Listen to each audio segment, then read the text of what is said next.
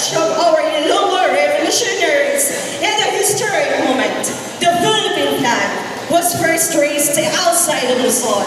Through every movement, we honor the legacy of heroes like General Martin Delgado and the daring Patrocinio Gamboa, guided by the rhythm of our ancestors. These children of heroes invite you to witness the victory of Ilonggo spirit.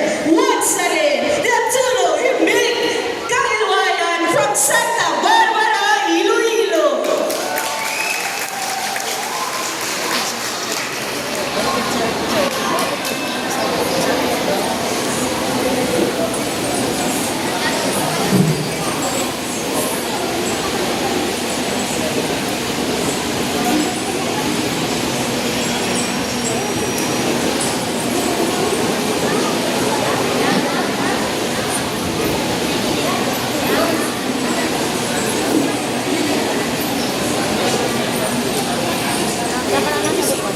Ayun.